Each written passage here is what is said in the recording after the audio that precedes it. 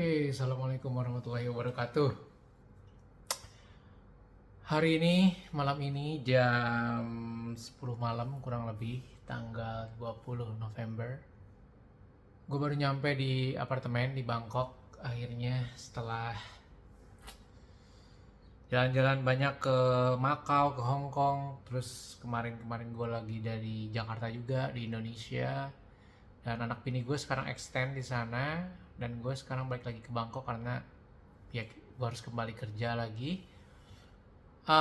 Di malam hari ini gue mau cerita lagi tentang pengalaman gue ketahan di imigrasi Hong Kong saat gue mau masuk ke Hong Kong dari Macau melalui Sheung Wan Ferry Terminal. Jadi pada liburan kemarin gue dari Macau itu nyebrang ke Hong Kong pakai ferry terminal dari Macau Macau Taipa ke Hong Kong Sheung Wan.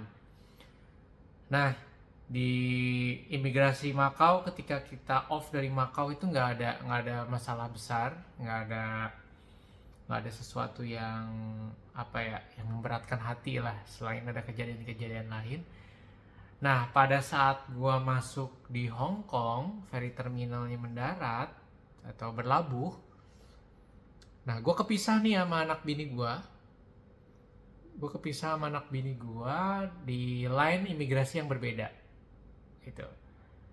uh, Anak bini gue maju duluan ke sebelah kiri gitu, dan gue maju di sebelah kanan. Nah, gue ngeliat anak bini gue itu dicap, bukan dicap sih kalau di Hongkong, di print gitu ya, di print visanya untuk 30 hari alias diizinkan masuk, gak ada masalah.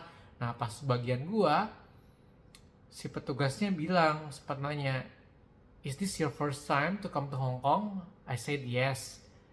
I come to Macau and then I have my family vacation in Hong Kong.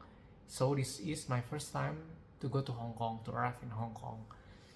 Gue bilang kayak gitu, gue jelasin bahwa gue baru pertama kali ke Hong Kong, dan si petugas imigrasinya kayak nyari-nyari petugas lain, nyari-nyari petugas yang lebih senior, terus kayak berkomunikasi gitu. Akhirnya gue disuruh tunggu, paspor gue ditahan, dan gue disuruh tunggu beberapa menit sampai akhirnya gue diarahin buat masuk ke ruang interview gitu ya.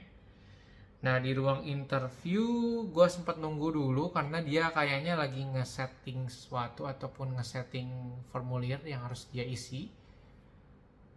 Dan gue masih bertanya-tanya, ini kenapa ini gitu kan, ini kenapa, apakah karena kejadian di Macau sebelumnya, karena gue sebelumnya hilang dompet di Macau, tapi next lah gue bakal ceritain. Gue hilang dompet, gue hilang uang di Macau, gue hilang kartu kredit, kartu debit, di bank semua hilang di sana karena di satu dompet. Beruntungnya paspor masih ada, jadi gue lagi overthinking itu pada saat itu, ini kenapa nih gue ditahan gitu kan. Apakah karena itu atau karena memang dia ngelihat bahwa gue nggak bankable atau nggak apa ya, nggak jadi sumber duitnya buat mereka, buat Hong Kong gitu ya, karena gue nggak bakal belanja banyak karena duit gue hilang. Gue nggak tahu karena apa, gue masih overthinking itu pada saat itu, kenapa nih ya. Nah, setelah nunggu kurang lebih 15 menit, gue disuruh masuk ke ruang interview. Ada satu orang petugas gitu yang ngawal gue dari awal, dia nanya-nanya sesuatu sambil dia ngisi-ngisi gitu, pakai bahasa Inggris. Dan yang pertama ditanya adalah ngapain gue ke situ gitu kan. Gue bilang, jujur aja gue bilang ini untuk family vacation. Jadi gue merencanakan family vacation di Hong Kong selama 5 hari. Pada saat itu 4 malam 5 hari, buat ke Disneyland, buat ke strolling kota-kota Hong Kong gitu kan, dan juga jalan-jalan lah di Old Town-nya Hong Kong. Nah, gue jelasin itu. Akhirnya dia coba nanya-nanya gue lebih detail. Mana, lu punya tiket balik nggak? Gue bilang, gue punya tiket balik, tapi tiket balik gue dari Macau. Beruntungnya gue dan istri gue yang selalu well prepared, jadi gue udah nyiapin atau udah beli sebelumnya in advance itu ferry terminal tiket ferry dari pulang pergi Macau Hong Kong, jadi kita udah ada gitu. Dan gue liatin ke mereka, ini tiket gue dari Hong Kong ke Macau, dan ini tiket gue dari Macau ke Bangkok pada saat itu. Terus dia kayak dia kayak ngangguk-ngangguk, terus dia akhirnya nanya-nanya lagi lebih detail sampai nanya ke pekerjaan gue. Pekerjaan gue apa? Gue bilang kan gue bekerja di Thailand, gue kerja di Bangkok, tapi gue orang Indonesia. Dia lalu nanyain pekerjaannya apa. Beruntungnya gue lagi, gue selalu bawa work permit gue itu berbarengan sama paspor. Meskipun gue nggak ngerti apa yang ada di dalam work permit itu, karena itu semua bahasa Thailand yang gue nggak bisa juga bacanya. Tapi at least dia ngelihat itu ada tulisan work permit. Dan ketika ditanya gue kerja di perusahaan mana, akhirnya gue sampein gue kerja perusahaan ini untuk di bagian Southeast Asia dan Australia, kata gue, untuk handle negara-negara di Southeast Asia sama di Australia. Terus dia tanya, mana nih nama perusahaannya, apa yang bikin, apa eviden lu, apa lu punya eviden buat nunjukin bahwa lu tuh bener-bener kerja di perusahaan ini yang lu sebutin. Awalnya gue nyari-nyari di work permit, gue nggak ada karena pakai bahasa Thailand. Akhirnya gue nunjukin LinkedIn tapi dia kayaknya masih kurang confident dengan LinkedIn gue. Akhirnya gue coba pakai Google Lens Translate untuk translatein itu teks yang ada di work permit dari bahasa Thailand ke English. Akhirnya ada tuh nama perusahaan yang gue lagi kerja sekarang, dan dia mulai ngangguk-ngangguk. Lalu dia tanya mulai detail lagi berapa uang cash yang gue bawa pada saat itu.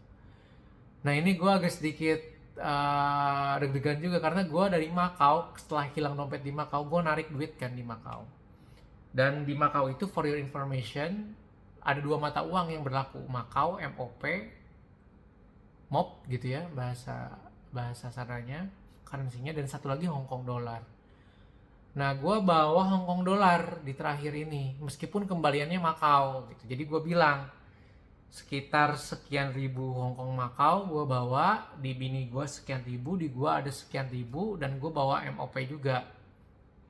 Meskipun gak banyak. Akhirnya gue cerita bahwa gue kehilangan wallet, kehilangan dompet gue di Macau, jatuh sebelum, right before, sebelum gue sailing to Hong Kong gitu kan. Terus dia kayak bilang, lah beruntung banget lu, untung ini paspor gak hilang. Ya bener juga gitu. Dan gue beruntung banget, bini gue juga punya kartu ATM debit yang sama gue gitu. Jadi kepecah lah si uang ATM ini, sehingga nggak hilang semua gitu, nggak hilang semua di gue.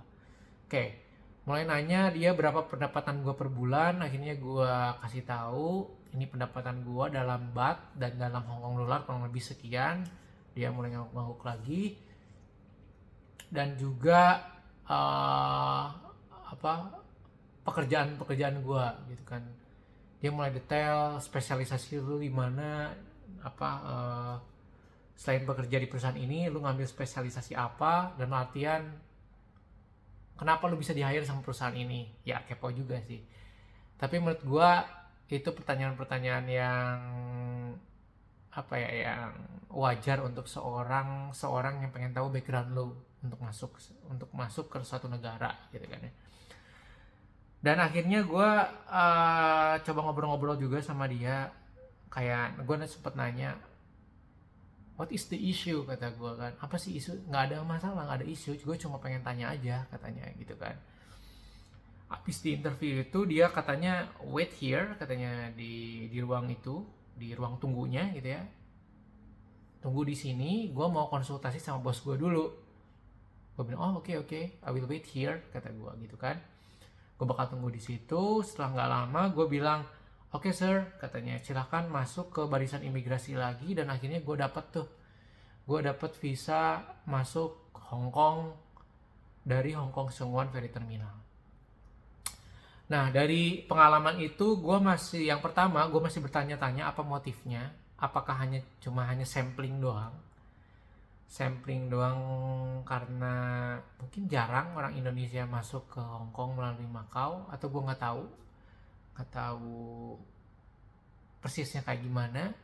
Nah mungkin teman-teman yang punya pengalaman sama atau punya pengalaman lebih di Hong Kong, di negara Hong Kong khususnya untuk WNI warga negara Indonesia yang di sana, bolak-balik Hong Kong Macau atau bolak-balik Jakarta Hong Kong atau bolak-balik dari manapun ke Hong Kong, mungkin kalian bisa share juga di kolom komen apa sih sebenarnya motifnya si imigrasi ini, dan apa sih sebenarnya output yang mereka pengen tahu dari hasil wawancara ini gitu. Karena gue sumpah gue ngeblank, gue sampai nanya ke orang ini what is the issue, kata gue kan. Apakah ada masalah di paspor gue atau di profile gue. Dia nggak bilang itu secara clear, cuman nggak ada masalah sih, cuma pengen tanya-tanya aja katanya. Oke, gitu aja sharing-sharing di gue. Jadi buat kalian tips untuk memasuki Hong Kong, prepare yourself.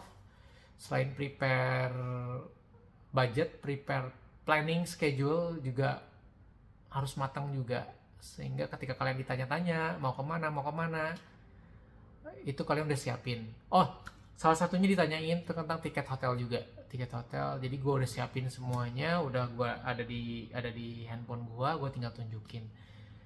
Nah sebenarnya nggak cuma untuk ke Hong Kong juga, tapi teman-teman juga bisa prepare perjalanan luar negeri kalian, baik itu mau liburan atau bisnis trip, lebih well prepared, lebih detail lagi. Karena terkadang ketika kita dapat random sampling kayak gini, apes-apesan kali ya, atau untung-untungan kalau kita nggak prepare dan kita kena sampling, apa yang harus kita lakukan, what should we do gitu kan, sedangkan kita nggak prepare apapun tentang tiket. Nah itu aja sih sharing dari gue. Jadi prepare yourself buat jalan-jalan ke luar negeri. Oke, thank you dari gue, gitu aja. Sekarang udah cukup malam, 12 menit nih videonya. Gue cukupkan sampai di sini. Sampai ketemu di video lain waktu. Assalamualaikum warahmatullahi wabarakatuh.